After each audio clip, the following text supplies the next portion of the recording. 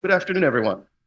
My name is Ed Schlesinger. I'm the Benjamin T. Rome Dean of the Whiting School of Engineering, and it is truly my great pleasure to welcome you to the dedication of the Bill and Lisa Stromberg Department Headship in Computer Science and installation of the inaugural recipient, Randal Burns. Thank you all for being with us today to celebrate this very special occasion. I'd like to especially welcome today's honoree, Randal Burns, his wife Nancy, his son Theo, Bill and Lisa Stromberg, as well as all of their family and friends. And Bowen Zhang, the wonderful guitarist that you heard upon arrival. A few words. Bowen completed his Bachelor's of Music degree in classical guitar performance from the Peabody Institute and is currently pursuing his master's degree. In an interesting coincidence, Bowen also has a background in computer science. So thank you for being here. Also joining us virtually from the University of California, Santa Cruz, is Randal's mentor and friend, Darrell Long, Distinguished Professor of Engineering and the Kumar Malavalli Endowed Chair of Storage Systems Research. In addition, we're very honored to have President Daniel join us today to help us with this important celebration and recognition. Now, a department headship is a special type of endowed professorship that recognizes leadership and development contributions of the chairholder and occupies a pivotal position at the school by ensuring that the department flourishes as a well-functioning academic unit. This transformative endowment to establish the department headship is an essential cornerstone for the growth of department, school, and university initiatives. The dedication of an endowed professorship is a particularly wonderful moment in the life of an institution. It allows us to recognize the generosity of our friends, as well as the distinguished career and great personal devotion of a particular faculty member. Randal, few people are going to speak on your behalf today, but let me be the first to officially say congratulations on this well-deserved honor. You have most definitely made an indelible mark on the world, and we are proud to have you as a member of the Whiting School family. And to you, Bill and Lisa, thank you. We are so grateful for your generosity and commitment to the Whiting School and to the university for many years, and especially in this moment today. We honor you for creating the Bill and Lisa Stromberg Department Headship. Now, because the endowment for a professorship, including headships, is held and administered by the university trustees, professorships are formally presented to the university. Well, President Daniels, if you would please join me at the podium. I have to tell you, I very much enjoy these ritual moments. I think they give meaning and structure to the academy.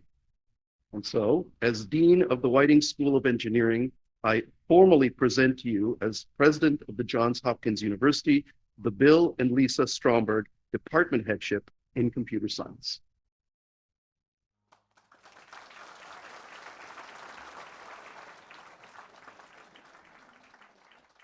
Well, without a moment's hesitation, then continuing the ritual. And I should say significantly, this is the first time I have had the privilege of accepting a headship on behalf of the university. I say with great enthusiasm and delight that I'm pleased to be able to accept this headship and to see it exist at the university in perpetuity. So that's the official business. It's done. We can all give a round of applause.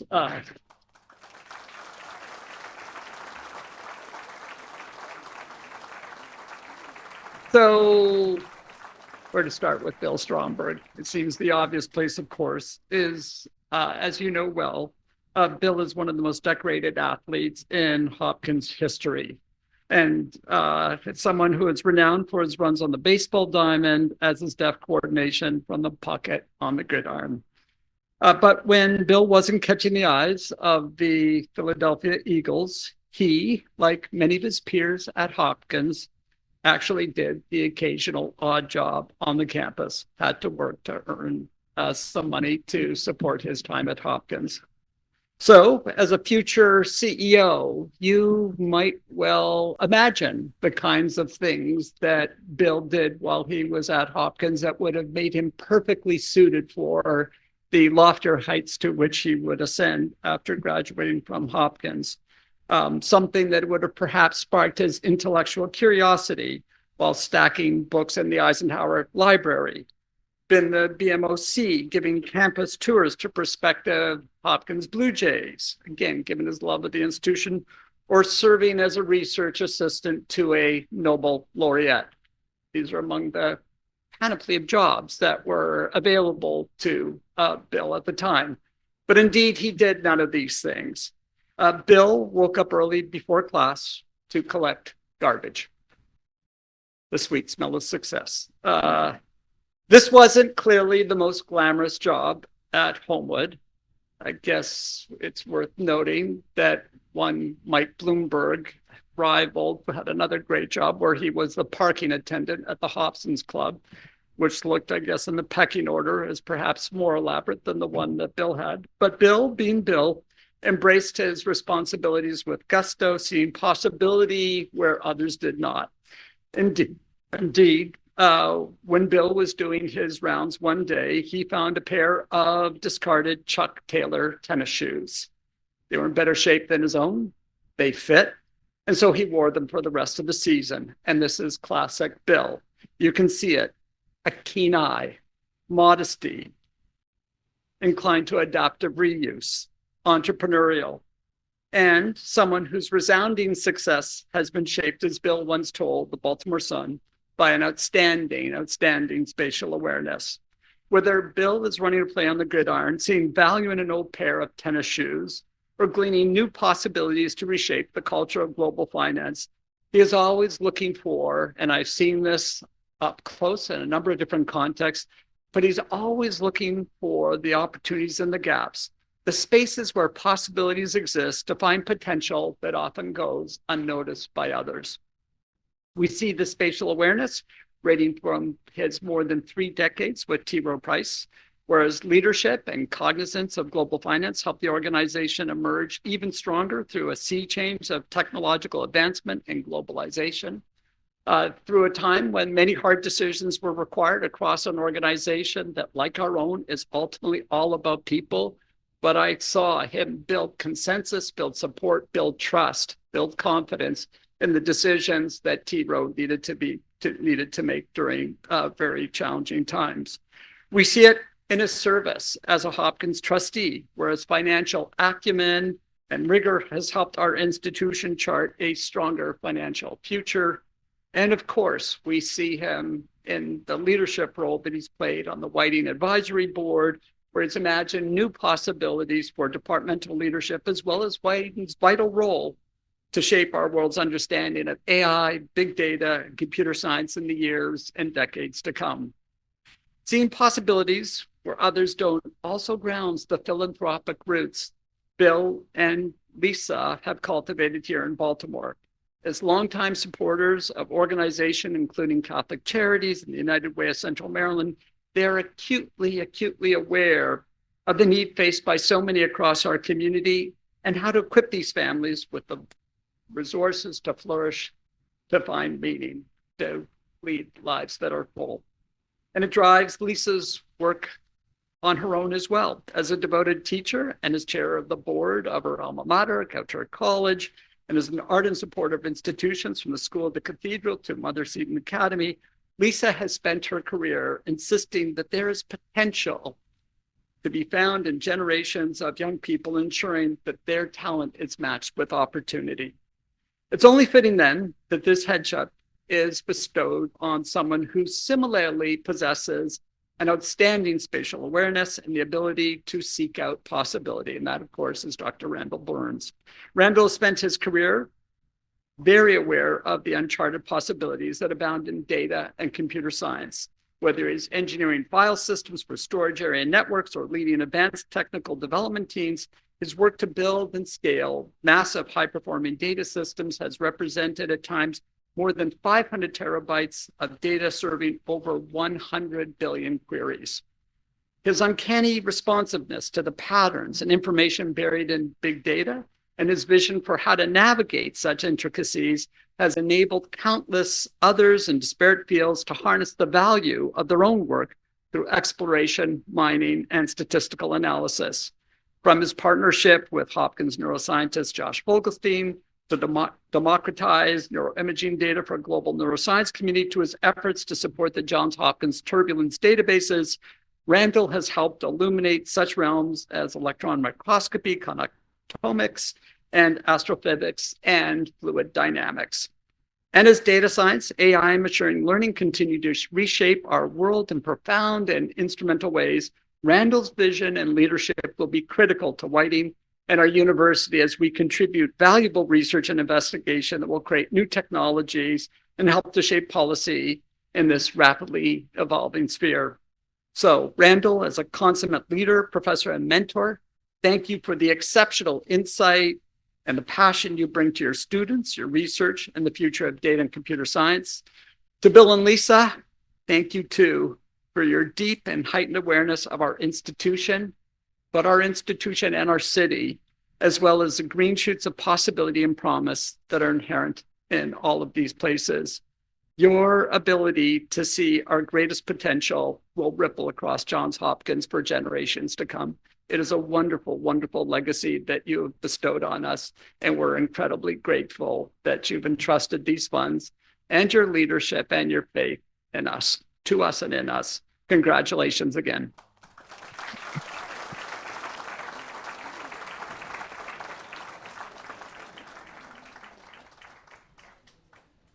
Thank you, President Daniels. It is now my pleasure to welcome to the podium Bill Stromberg.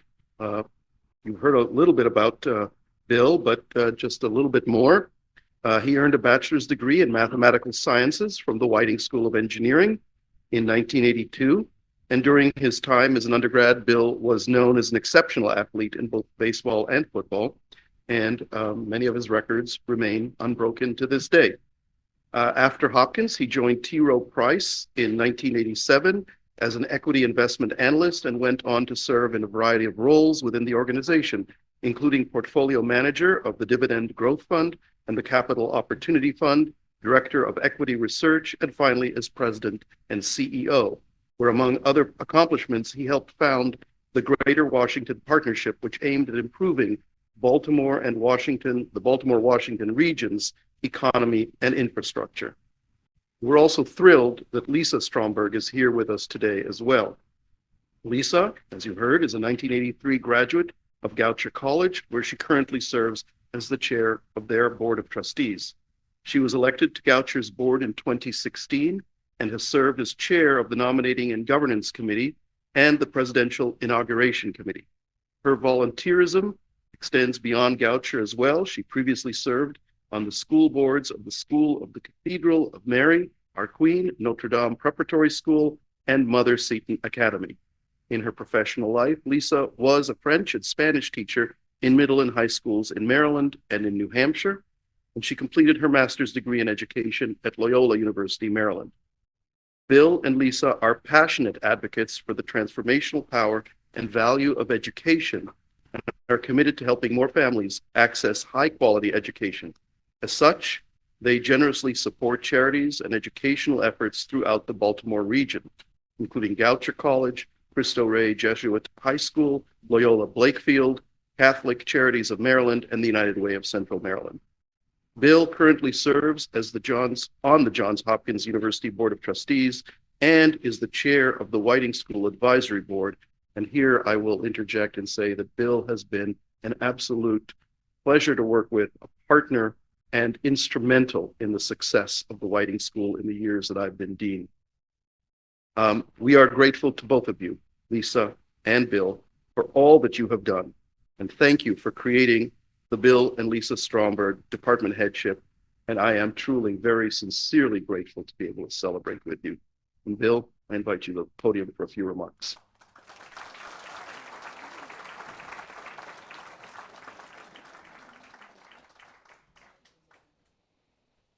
Good afternoon, everybody. And thank you, President Daniels. Thank you, Dean Schlesinger, to the heart introductions. I will never live down those shoes that I found. They last a very long time. Lisa and I are really pleased to be here and very fortunate to be in a position to serve Hopkins in this way. Baltimore and Johns Hopkins hold very special places in our hearts. Lisa and I met at a Goucher College mixer, 1979. Lisa was just a few days on campus, having made the trek from her home in upstate New York near Albany. I was a year older, beginning my sophomore year at Hopkins, commuting from my family's compound on the west side of Baltimore. We had many dates during our times in college, many of them at the fish pond in front of the president's house, where Ron lives right now. In fact, that's where I proposed to Lisa. And now 40 years of marriage later, in a month, I am, and 3 children along the way, exceptionally thankful she said yes. So thank you.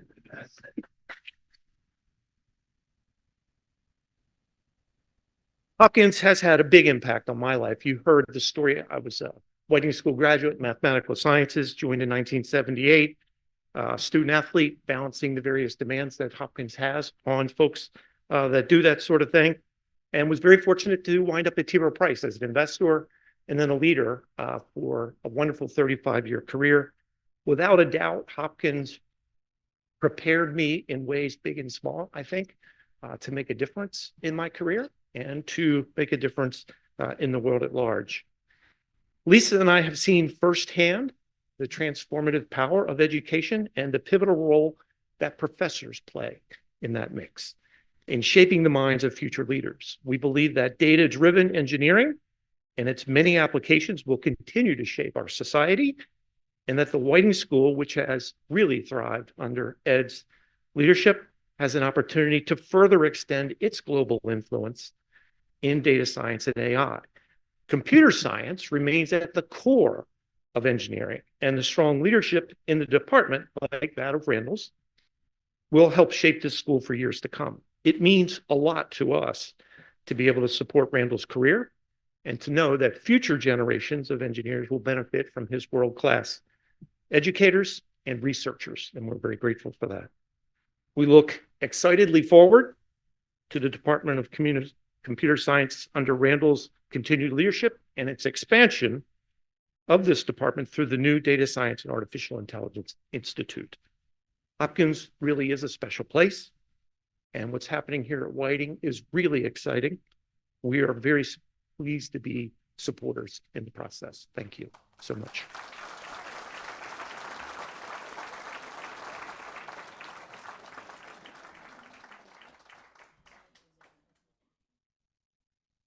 Thank you, Bill. Thank you for those words. And next to say a few words about Randal is Darrell Long, Distinguished Professor of Engineering at the University of California, Santa Cruz. Darrell has recorded a message for us today. So. Good afternoon, everyone. My name is Darrell Long. I'm Randal Burns' PhD advisor. My title is the Kumar Malavalli Endowed Chair Distinguished Professor of Engineering Emeritus. That's quite a mouthful. And the only reason I mention it is when I met Randal Burns, I was an associate professor and he was a graduate student fresh out of Stanford University, majoring in geophysics.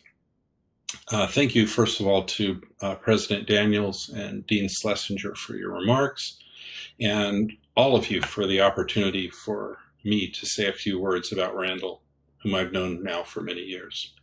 Thank you, Bill and Lisa Stromberg, for your support for the Computer Science Department at Hopkins and for establishing this endowed headship. This is a big honor for Randal and for the Computer Science Department as well. Thank you again so much for doing that.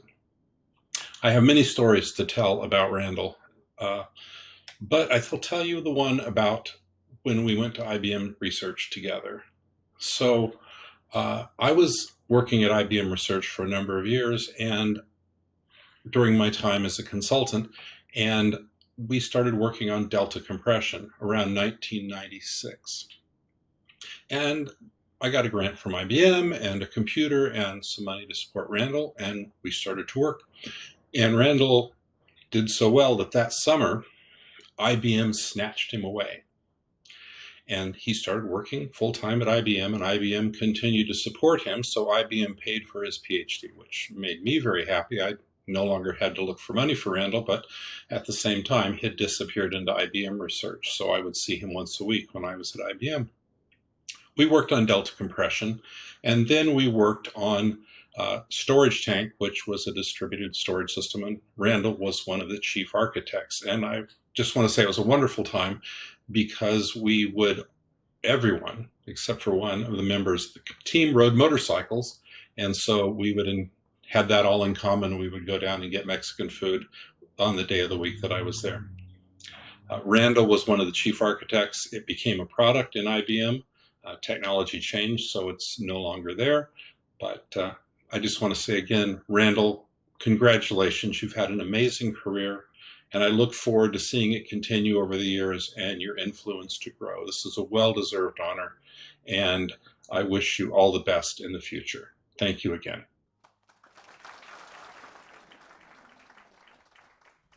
Next, I'd like to invite Alex Zaleh, Bloomberg Distinguished Professor in the Departments of Physics and Astronomy and Computer Science, to the podium. Alex.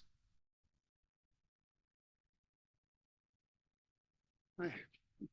So I've been at Hopkins for 37 years, and all these years, Randal was one of the people probably one of my closest collaborators at Hopkins. And we met shortly after he came to Baltimore.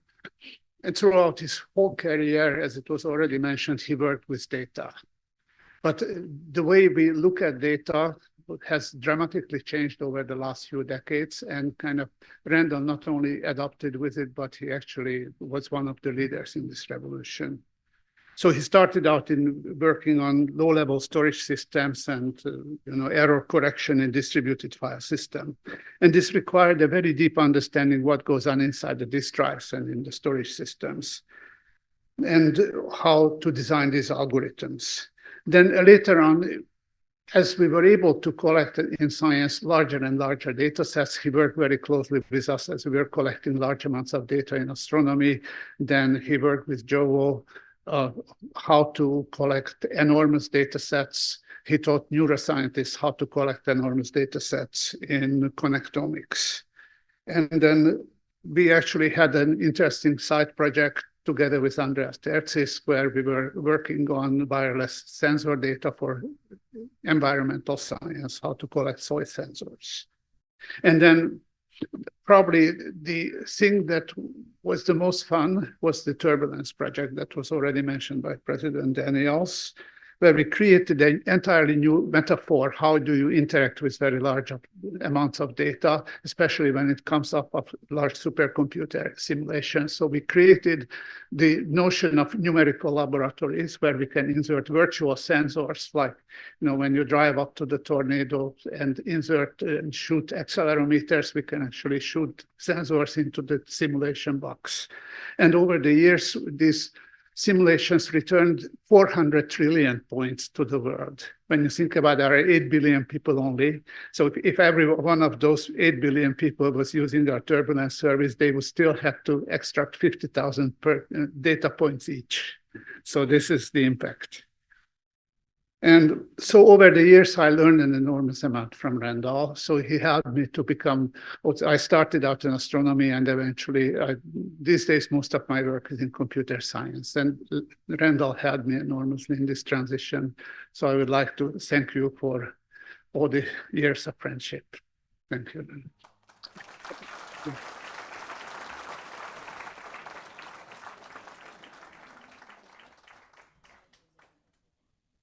Next, I'd like to welcome to the podium Greg Hager, the Mandel Balmore Professor of Computer Science. Greg.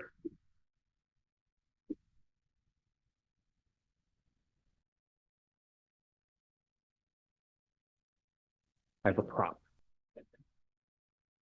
Well, it really is an honor to be here today, and Bill and Lisa, thank you very much for your gift. So I've been faculty here at Hopkins for about 25 years.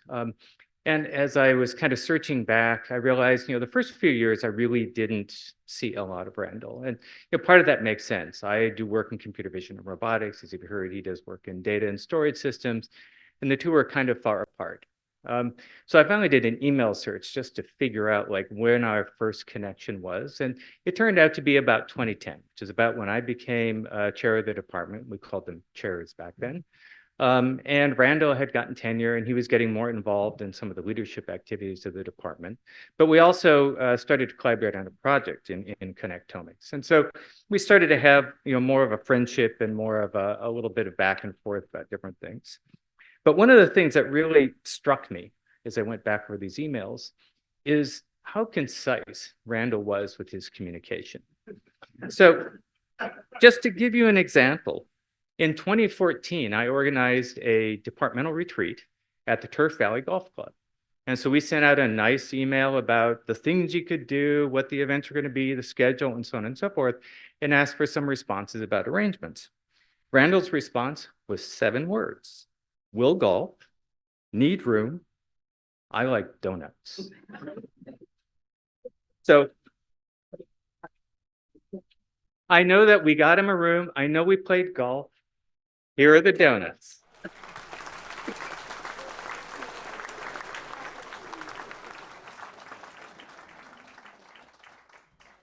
I will give you a quick second example. At one point, President Daniels invited me to a lunch because he wanted to hear about what was going on in neuroscience across the campus. I couldn't make it, and so I forwarded a note to Randal and said, hey, Randal, would you like to do this? Randal responded with 10 words. You know it. Do I have to wear a suit? I think you know the answer to that one. So that was the early days. But over the last 10 years, our conversations have taken on more color and become deeper. And I've really come to admire Randal in many, many ways. I mean, the first thing I want to point out is he's now running a department of over 50 faculty, over 800 undergraduate majors, and over 400 graduate students. That is a full-time job for anybody, in addition to continuing to do research and to continuing to teach in the department. And so I think just that as a baseline is already an incredible accomplishment for anyone.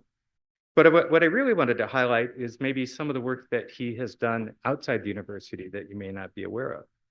So for one thing, Randal serves on the DARPA ISAT Study Committee. For those of you who don't know, DARPA, the Defense Advanced Research Projects Association, funds a lot of very forward-leaning projects. They have an advisory group, or a study group, I should say, the DARPA ISAT study group, consists of 30 academics who look at emerging areas in information technology and provide reports that inform DARPA about their funding strategy. Sometime in 2022, Randal proposed and co-led a study on something called large language models. Maybe you've heard of those. This is before ChatGPT, but then ChatGPT 3.5 came out in late 2022. And suffice to say, I happened to talk to the chair of the ISAT study group, who said that the report that Randal and his co-organizer wrote was in fact one of the most influential reports that had come out of ISAT in many, many years. Another example, Randal serves on the Computing Community Consortium, which is a group of faculty members who are charged with catalyzing and enabling future visions of computing research around the country. At one point, they were approached by the House Science, Space, and Technology Committee for somebody who could be an expert on quantum computing. And so they chose Randal as the representative. So Randal is one of 3 people who talked with that committee about the reauthorization of the Quantum Initiative, which is a roughly $1 billion a year Quantum Study Act funds by the United States. So those are just 2 examples of things that Randal has done outside the university, both of which I think any of us would think was an amazing accomplishment to be able to have that kind of impact. But one of the things that I think is most incredible to me is if you were to talk to Randal, I don't think you would hear about any of those things. He's one of the most down-to-earth, solid, very straightforward, transparent people I know. And I have to say, over the last few years, I've really come to admire the way that he is able to just be moving the department along, stand his ground, whatever is happening, whether it's the winds are blowing in a positive direction, the winds are blowing in a negative direction. Randal manages to keep moving forward without somehow exaggerating or shifting his ground or anything that would somehow cause you to lose trust in what he's doing. And I think that really is his superpower, is, you know, he's able to build trust in the constituents that he works with. And that's what gives him the ability to both have a vision and to move it forward through his leadership. So now as the department embarks on what I think is probably going to be one of its largest expansions in its history in the next few years, I can't imagine somebody who could be a better leader or a better person to take on these challenges. So Randal, let me again congratulate you on being named the Bill and Lisa Stromberg Endowed Head of Computer Science. And I'd like to invite you to the podium to say a few words. Congratulations.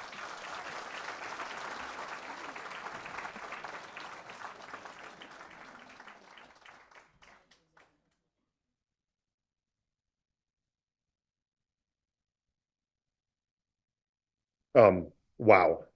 I am humbled. I am overwhelmed.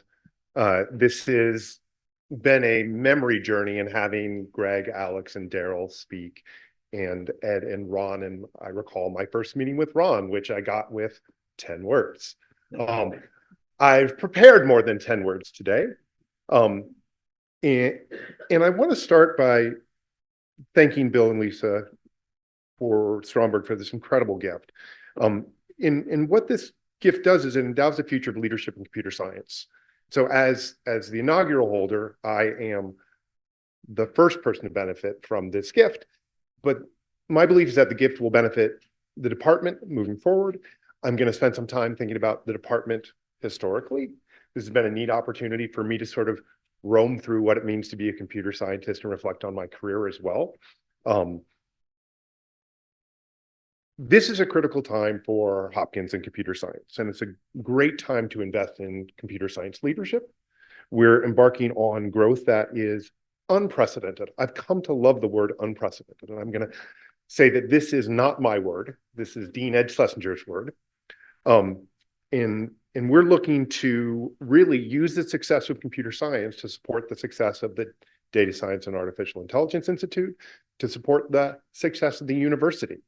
I like to point out that one of the 10 for 1 goals of Hopkins' plan that was released about 18 months ago is to be a leader in artificial intelligence and data science. This is a statement of the plan that is visionary for the future of Hopkins and is attached to an intellectual area that is critical to growth. And I take that as a serious responsibility. So I see that as part of the university's plan is to support data science and artificial intelligence, and that's part of computer science plan. And that is my mission. And it's actually a big reason why I've continued to lead this department. I'm quite excited about my second term, reflecting on second terms. I also want to thank Dean Ed Schlesinger and President Ron Daniels. They're great role models for consistent, continued leadership and vision in a university setting.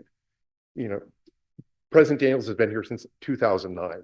And I apologize for calling you out, but that is a remarkable tenure. And it's that consistent commitment to developing the university in doing it term and term again that has really propelled us to where we are today.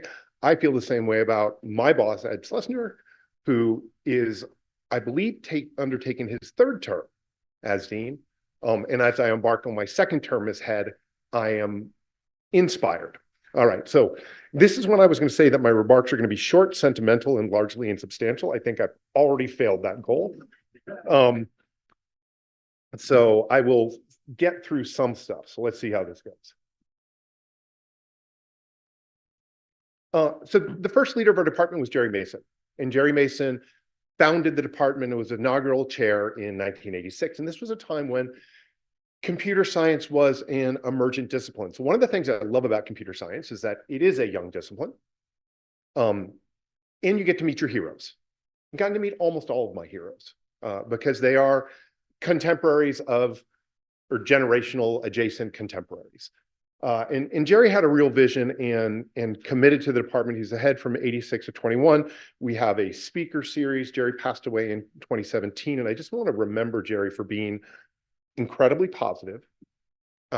I remember talking to Jerry over his pickup truck and wanting to bring as much energy to every interaction I had that is informal as he did, and visionary. Jerry was followed, also a shout out to Jerry as the Roland Park tow runner. So there's an anecdote of Jerry running in Paris at some conference and someone yelling out the window, "Hey, Roland Park tow runner." So Jerry apparently had a very distinguished gait. The department has then been led by, and this picture just makes me very fond. These are my mentors. These are the people that helped raise me as a computer scientist. Rao Kosaraju from 2001 to 2004 hired me. Scott Smith served until 2010. I have to reallocate because I haven't used my notes yet. That's not good. And then Greg, and Greg really was a model for me as to how to lead. I thought he was calm and simple, and the notion that I am either calm or simple is a very big surprise to many people. But Greg will continue to call me calm, not simple, but maybe terse. And then Yair, who was my direct predecessor and a great colleague, and who is emeritus just recently. And so when you look at the history of computer science, it's an opportunity to look at the history of our webpage. So I went back in the Wayback Machine. We started not so strong. I'm sure there's a story behind this puzzle. I don't know what it is. I know that someone has it. And then this computer science at JHU, the fonts needed to get taken away. We've then evolved, and I don't know what this arrows thing is, but we've gone through a new age of discovery. We're apparently beyond that. And have now consistent logoing and branding with the university. Thank you, university. It is not often that people thank Marcom, but if we reflect on this, I think that's a good outcome. Computer science has had a up and down history. So this is, I mostly don't want you to read my charts. They're there to keep me on track. So this is the number of degrees granted at US institutions, BA and BS degrees in computer science over the years. So from 5,000 to on the order of 40,000. We tracked this very closely. I came in 2002. I immediately tanked the department. We went from 99 degrees in that year to a minimum of 17. That is 10 first majors, 2 second majors, and 5 minors in 2009. And then we've grown consistently since then. Computer science is a remarkably interesting discipline to be a part of. The trajectory, there's this narrative that computer science evolved in cycles. And there's actually a peak before this and a drop before this, which is associated with the internet boom. And I think to this period around 2009, because I was completely unconcerned about computer science enrollments. I felt like we were on a mission. And part of that is about being at Hopkins and the collaborators I was working with. But there was no sense that, computer science is going to go away or this discipline's not shaping the future. I knew it, and I thank all my collaborators who we'll reflect on in a minute. So I think the computer science trajectory is different now, that we're not going to experience another dip, that the field is broadening to other areas. We're seeing that there's actually a limitation in demand. I think this curve would be going up if we could meet the educational demands of computer science in the US. I wanted to point out that we are an open major, and I want to thank all of my colleagues as we've maintained committed to anyone that walks into our office that says, I want to study computer science is welcome. And that is great. And that is the way I would like the world to be supportive of people's passions and not put barriers in the way. And so that's great. And one of the things we're going to be able to do with all this growth is continue to fulfill our educational mission. Now, some will observe that computer science seems to track the Dow Jones Industrial Average pretty well. And so we're not doing it really recently, but it is a pretty consistent pattern. I would cite that there've been 400,000 lost jobs in the tech industry just in big tech companies in the last year. And maybe I'm naive as I was in 2009, but that does not concern me. I don't think that has any bearing on what we're doing with education and the importance of our work. All right, so a little navel gazing. Computer science was a term adopted in 1959. So this is a preprint of a magazine where there was some discussion of what computer science should call themselves. And I just want to read a little. So consider the solid professional sound of such terms as petroleum engineer or nuclear physicist. What can we use will be equally clear-cut and at least half as impressive. Computer science was drawn as a term the next year in another CASM article as an analogy with management science. At this time, there's this story of Edgar Dijkstra, who is supposed to have said something along the lines of, computer science is no more about computers than astronomy is about telescopes. Well, this is falsely attributed to him and is hard to track down. There's some argument that it was written in French in 1968. Doesn't matter. This became a sort of meme of the times for computer scientists. And this appeared in an article about Don Knuth in a series of interviews he did in 1982. And he said, and became the pattern, that an electron microscope is a marvelous tool, but electron microscope science has not taken the world by storm. And so that makes it clear that computer scientists feel that there's something different about computers. Now, I'm going to argue that it's computation that is the threat and not computers. But Knuth had this sense of community, of people that had a peculiar way of thinking. And I reflect on this because one of the first things I did as a graduate student was I used to take a bus to Stanford, my alma mater, to get books, because loved the University of California, Santa Cruz. Thank God you're not online, Daryl. Their library was garbage. And I would time it because there were these Knuth lecture series, and I'd go sit in a room and I'd watch Don Knuth with an overhead projector, sit and write and think. And I was so moved. And I think that's when I don't go back and say, I knew that I was going to be a computer scientist, but I had ambition to think in that way or to be moved by that thought process. And so I continue to aspire to create that vibe in the classroom. When COVID came out and there were these short throw projectors, like, this would be great. I'm going to be Don Knuth and I'm just going to express wisdom, and the students are going to, well, maybe I don't always meet that goal. And this brings me to Hopkins, and I wanted to single out some of my mentors, because I still think of myself as a 31-year-old writer of file systems. And I came here and there's something amazing going on. So I had this student, Tanu Malik, who came into my office, was a third-year PhD student, was like, I want you to be my advisor. And I said, whoa. And then the next thing I know, I'm going to physics and I'm having meetings with Alex. And Alex had done this thing that was unbelievable. He had built a virtual telescope. This is an instrument that is not affected by night or clouds. You don't have to get time. You don't have to point it. It points at the whole world. And this was new to me, because for me, computer science was about making file systems. And yes, I was a geophysicist, but the notion of doing science was very foreign. And I walked into a culture that, and I wanted to bring Jim Gray, because Jim was working with Alex at the time. Jim is a Turing Award winner. And they had really invented this thing called the fourth paradigm, which was codified in this book. And the notion is that there's ways to do science. You can do experimentation, you can do theory, you can then model. And that this has been this evolution of the creation of knowledge. And then the next way to create knowledge was about discovering knowledge in data. This was incredibly moving. I was sold. I partly was sold because Jim, who I knew from a graduate student, and I had a really ignominious first interaction with Jim, where he was the shepherd of my paper that made it into the conference by about that much, had kind of said, this is what you shall do and it shall be good. And I said, yes, sir. And I did it and it was good.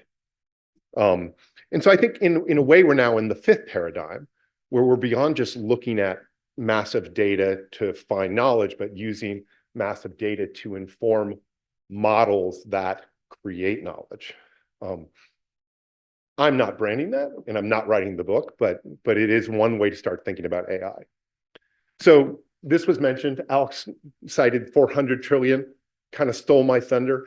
So I didn't get to work that much on Sloan Digital Sky Survey. It was already sort of a mature project, but Alex introduced me to Charles Menneveau, and Charles had this turbulence data, and we created what is now considered the gold standard in data. It's used incredibly frequently to this day. I'd say, a large fraction of turbulence papers use this data at least for validation, if not for discovery. It has a nice picture. And this was when me and my students really got it figured out, because we came in, we built this system. 2007 was the first iteration. We're working on it to this day, and it's amazing. So now I move on to my next mentor. And this is Joshua Vogelstein, who, this is a recent picture of Josh. So when Josh and I met in 2011, he said to me, dude, there's this brain data, it's the greatest data in the world. I'm like, your data, and I ended up turning up inside out the next decade of my career working on brain data. And his passion was so infectious, and his networking so relentless that it just delivered opportunity after opportunity. And we build this microcircuit reverse engineering from electron micrographs. We then went and worked with other modalities. And Josh drove this into synaptomes, MRI, clarity data, and really built the toolkit that helped understand what's in the images of the brain. Josh continues this mission. I got a little derailed from this mission by becoming chair of computer science, which I'm grateful for. And I started a little company that we're not going to talk about, because it's a very little company. I also did some science. This was my obligatory slide. I'm in computer science. I've been talking about turbulence and neuroscience. So there's a little bit of IO optimized encoding. There's some page cache. My biggest hit was this thing called provable data possession, where with Giuseppe Agnese, where we created a construct that said, hey, I give my data to the cloud. Let me challenge you to show me that you were actually storing my data. Well, and the nice thing is we did it in a way that a lot of theoretical cryptographers didn't like, but couldn't show was wrong. And so that's the recipe to get 4,000 citations, is to write something that is controversially wrong. All right, which brings me to some last thoughts about the future of computer science and talking about trajectory. So one of my career highlights was this was at the Kavli US Indo Frontiers Conference between the National Academies of Science and the Indian National Academy equivalent. And I was asked to give a talk on what is big data. And so I'm like, oh, what's big data? I need a chart. So I wrote a chart, and the chart's a little self-serving. And the idea of the chart is that there's this convergence of all these areas that are developing from the cloud and the internet and science and machine learning. And that this convergence is going to lead to something called big data, that it was going to all come together. And so then I went out and I talked to my friends and I said, hey, what are the most important things in the world?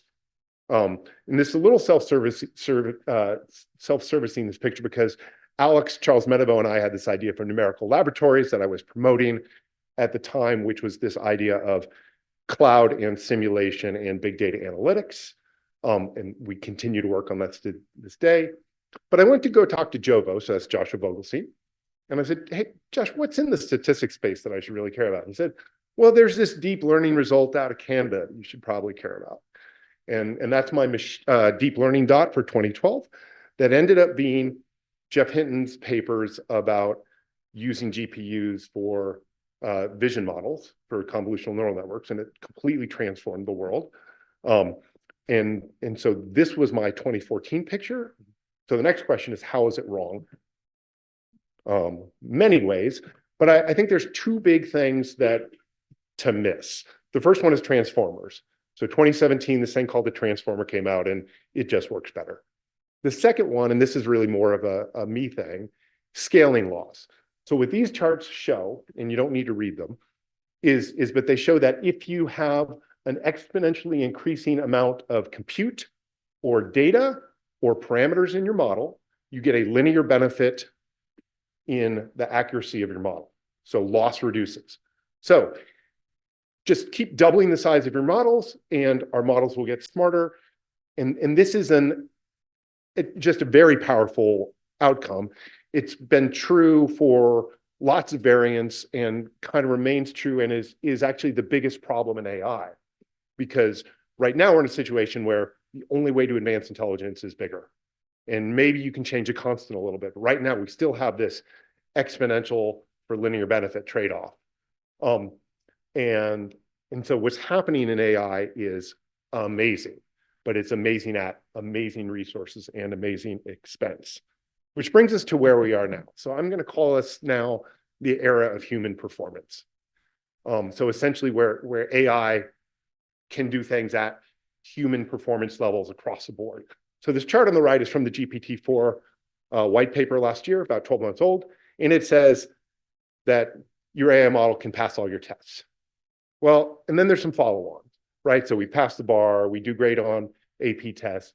Recently, there's been a bunch of evidence that AI understands humor and passes creativity assessments, which shouldn't necessarily be all that challenging to our way of knowing, right? If like we have a way to measure creativity, then that's not creative. That's the measure is not creative, that AI can pass our measure.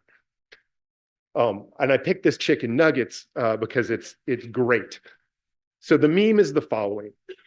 ChatGPT, I look at the world from space and I see such beautiful things. Explain this meme to me. And ChatGPT says, these are chicken McNuggets. It's not actually space. You have grandiose thoughts of space. No, this is not, I'm elaborating, which is correctness is not my strength. Elaboration is. And so it's funny because it's such a trivial picture of chicken McNuggets that's what makes it funny. So that's pretty scary. So as I embark on the next 5 years of being head of computer science, I'm thinking about how do we operate in this era of human performance? And the answer is we focus on AI for humans and AI for humanity. And I'm really proud of my faculty, and I'm happy to report that this is what they're already doing. So I went to the head message that I wrote just a month ago, and to look at what we're doing for AI and humanity. And as we are using AI to enhance doctor-patient interactions, for surgical robotics, for multilingual models for machine translation, and we're also answering some of the hardest questions about how do we deal with the hazards of AI. Violent offensive content, factual responses, racism and sexism. And this is what the faculty are doing. And I'm just thrilled to be a steward of this effort because I think we got it right. Like, I think we're working on the right problems right now, which is not performance, which breaks my heart because I'm a performance engineer from the word go. And I don't think performance is the most important problem we face. And yet this is. And so it's a great time for me to be head because I think this guidance is more relevant than my personal contribution. Although, well, stay on topic, Randall. So we have a vision, we have a mission. Our mission is human. Computer science has done a great job of contributing to economic development and prosperity and scientific discovery. The future is also going to include a bunch of focus on health and fairness, social well-being. And I think prosperity is the term I like to wrap this up together. And some of the words that we really care about here are implementation and translation. So we're not just doing research, we're doing research and solving the data problems that matter and influence people's lives. So thank you to my faculty. Thank you to leadership. Thank you to Bill and Lisa. Thank you to my family. Thank you to my collaborators. I'm so happy to be at this part of the journey. It's a joy.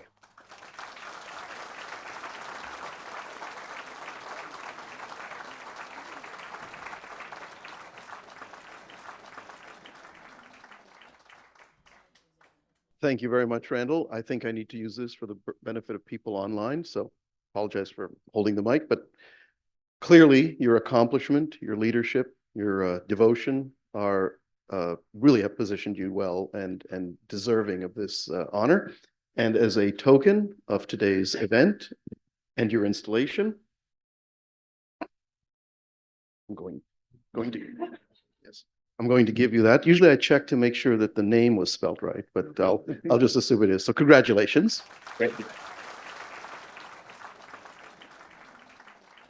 And Bill, Lisa, thank you as well for your leadership and your dedication to our school and our university and for endowing this headship. And so for you also, I'm not going to pick this up lest it fall, but please join me and accept this token of today's dedication as well. Thank you. Thank you, Lisa. And I thank you all for joining us and invite you to join us for a reception in the lobby. Thank you.